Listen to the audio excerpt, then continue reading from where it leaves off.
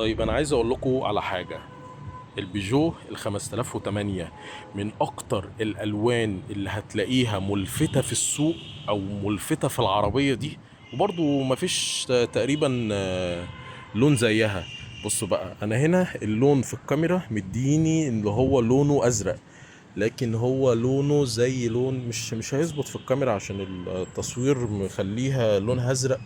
لكن هو عامل زي اخضر كده او تركواز. طبعا يا نهار ابيض على الجمدان.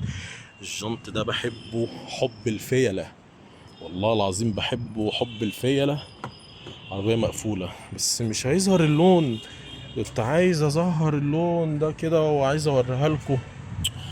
ظاهر في الكاميرا ان هو ازرق، لكن هو والله يا جماعة مش ازرق. هحاول كده اصورها صورة كده بروفيشنال واحاول احطها لكم يعني.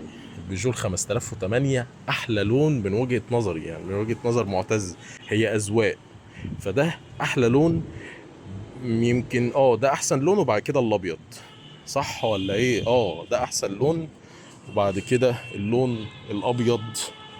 بس لا، اللون ده لازم اصورها لكم صورة حلوة كده وهي عربية. بصوا شكلها هجومي وعائلية وجميلة.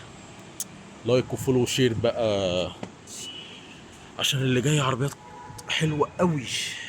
في برنامج الطار مع معتز هشام. ها اوعى.